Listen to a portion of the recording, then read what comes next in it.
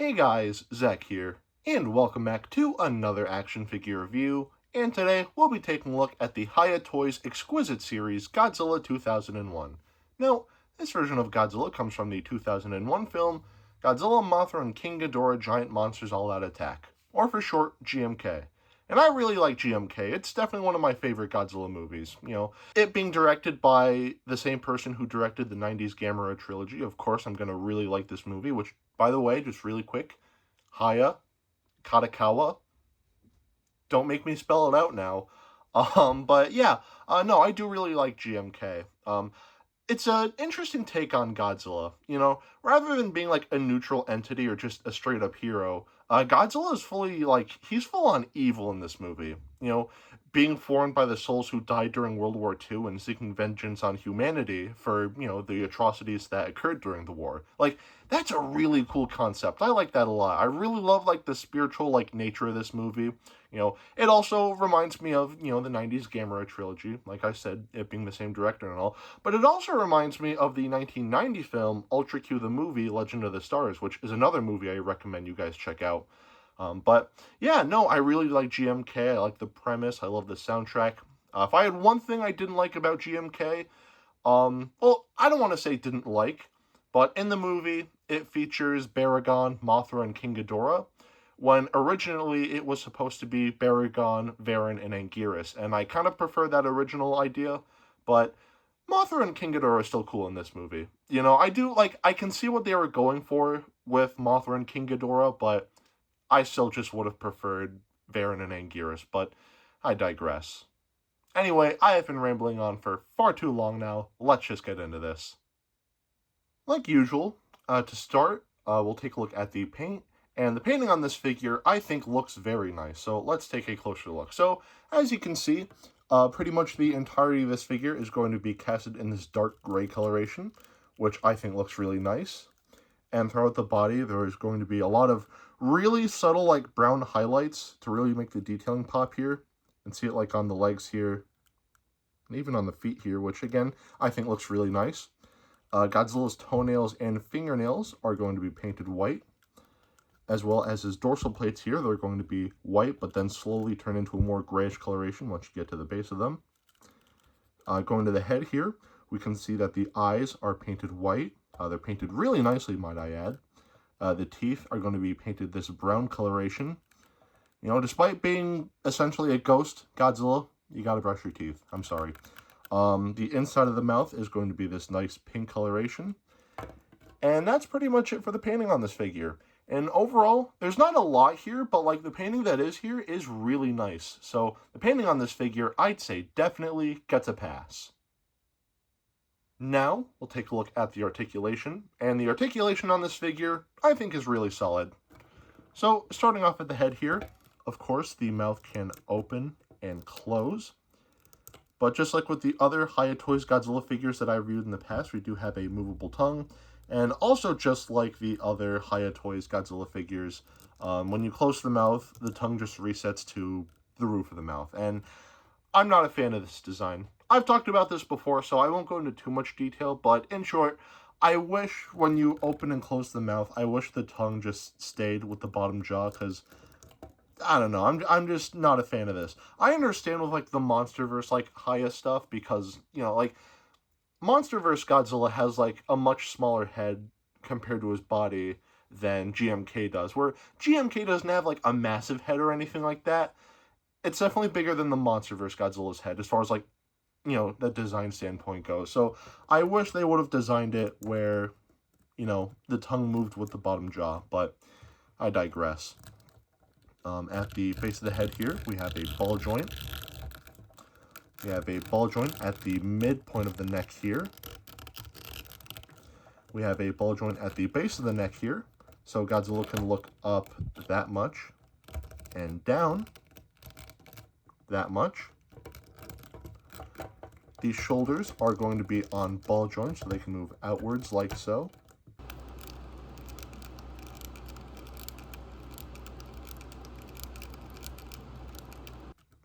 We have a double bend in the elbows, as well as ball joints in the wrists. The waist is going to be on a ball joint as well. Speaking of ball joints, the thighs are going to be on ball joints. And we are going to have double bends in the knees here, as well as a ball joint for the ankles.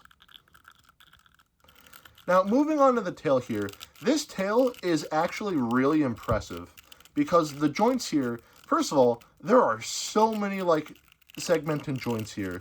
Like, even, like, to the very end of the tail here, there's just, like, a very small ball joint. They didn't need to do that, but they did, and that's really cool. But not only that, the joints are very tight. They're not too tight to where, like, you know, it's scary to pose this figure, but, like, tight enough to where, like, it can hold the pose really nicely. You know, and nothing feels like it's going to pop off. This, like, feels like a very sturdy tail, and you can just get a lot of really nice, like, curves and whatnot here. You know, with SH Monster Arts, not to throw shade at SH Monster Arts or anything like that. I know a lot of people like to do that when talking about Hiya, but, like, I don't know, there are some figures that, I'll just be honest and say, I'm a little scared to move like this. So the fact that, you know, this figure can, like, you know, move its tail like so, and not have anything pop off, that's really cool. I like that a lot. So, yeah, the tail articulation on this figure is really good. And that's pretty much it for the articulation on this figure. And overall, the articulation on this figure, I think, is great. Minus the tongue, everything here is great. Absolutely phenomenal. So, the articulation on this figure, I'd say definitely gets a pass. Now, this figure actually comes with accessories, those being a pair of more closed hands, which, you know, I can appreciate, you know, Hiya including something like this, but honestly, I could have done without it, you know? I mean, like, there's a notable difference between, like, these hands and the regular hands that come already attached to the figure, but I don't know, like, I can appreciate it, but I didn't really need them. So, yeah, just wanted to point that out, that this figure does come with alternate hands. Now, we'll take a look at the sculpt, and man, oh man, oh man, oh man, this sculpting is pretty damn good. The sculpting on this figure, yeah, it's great.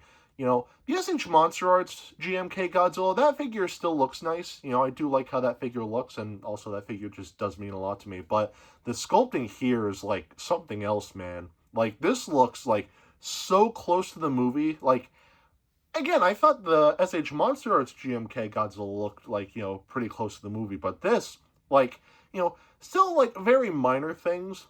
I think my biggest issue with the sculpting, and this might just be on mine, but, at the jaw right here, this piece sort of sticks out a little bit.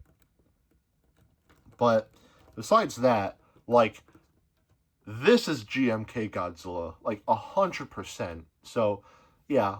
Sculpting on this figure is really good. Definitely gets a pass. Now, we'll take a look at the detailing. And the detailing on this figure is great. So, let's take a closer look. So, starting off at the head here, we can see all of the ridges and all of the scales on the face here are going to be detailed very nicely. Everything here just looks very nicely defined.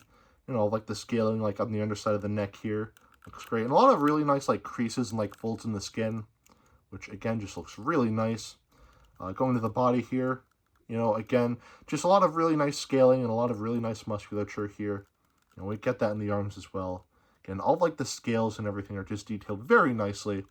Everything here is just very nicely defined. And again, going to the legs, just more really nice scaling here. You know, a lot of really nice musculature. And even in the feet, all, like, the wrinkles and everything are just detailed very nicely. And we get that same scaling throughout the tail here, which, again, looks really nice.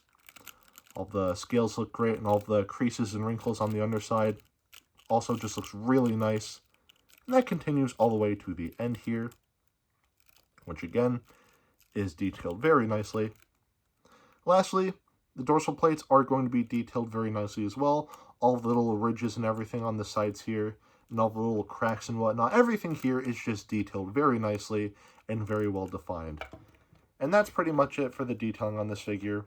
And overall, the detailing on this figure is really good. So the detailing here, I'd say definitely gets a pass. Now, we'll do some size comparisons. To start, here we have the Bandai Movie Monster Series GMK Godzilla. Here we have the SH Monster Arts GMK Godzilla. And even though this isn't really Godzilla specifically, same director, here we have the SH Monster Arts Gamera 1995. Again, Hiya, I know this is probably never going to happen, but please, if you're watching this, please make Gamera figures. Bandai's not doing anything with Gamera right now, so it's yours for the taking. Please just go for it. Please, I'm begging you, but I digress. Of course, here we have some hand sanitizer, and here we have Dr. Billy Grant. So at the end of the day, should you get this figure? So this figure low-key makes me mad, because the Hiya Toys Godzilla 2019, the Hiya Toys Godzilla 2014, and the Hiya Toys Female Muto, I reviewed those figures, and I liked them. I thought they were really nice figures. They didn't wow me like how they were wowing other people online, but, I still like them, but I just wasn't really a part of that Hiya Toys hype. And then Hiya Toys started to release, promo images of their other upcoming figures, and this figure was one of them. And I looked at it, and it looked really good, but with the kind of plastic that these figures have, it's good plastic quality, don't get me wrong, but the kind of plastic these figures have, I just wasn't really sure, how they were going to pull off the tail. Because in the promo images, the tail had, so many different, curves and whatnot. And I thought, there's got to be a bendy wire. It's got to be a bendy wire. There's just no way that, a figure with this kind of plastic can articulate like that. Because, with the Hiya Toys Godzilla 2014 and the Hiya Toys Godzilla 2019, their tails moved, fine enough, but it wasn't to the degree of, this figure. And I just thought, it's got to be a bendy wire. And I hate bendy wires in figures. I just think it's the worst thing, because it's going to snap and you're not going to be able to pose it anymore. So, yeah, I don't like bendy wires, but apparently I found out that this figure was going to have a properly, articulated tail.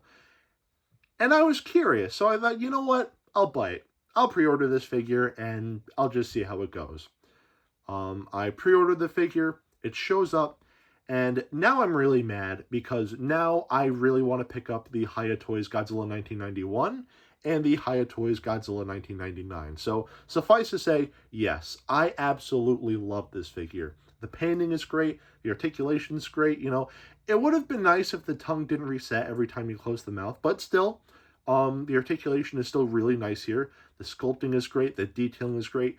The alternate hands, this figure didn't really need them, but it was still a neat addition, They're really easy to put on and off this figure, so it's, not a big deal at all.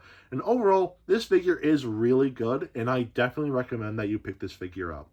As far as price tags go, I got this figure from Big Bad Toy Store, and before tariffs and shipping and all that, I paid a little over $50, which is absolutely insane. A standard SH Monster Arts Godzilla figure, not to throw shade at SH Monster Arts or anything like that, but a standard SH Monster Arts Godzilla figure, with no accessories, nowadays will go for 90, even $100, which is not cheap. And granted, a little over 50, you're definitely going to be paying more than 50. You're honestly probably going to be even, paying more than 60. So, that's also not super cheap. But all things considered, this figure is half the price, and the articulation here, I don't want to say it's better than SH Monster Arts, but, the fact that this figure can do very similar things to SH Monster Arts and still be affordable is absolutely crazy. So, absolutely, yes, please pick up this figure if you haven't already. It is phenomenal, and I will do my best to track down the Hiya Toys Godzilla 91 and 99, but I digress. Anyway, that is it for today. Have a great rest of your week, and I will see you in the next video. Peace, Zack out.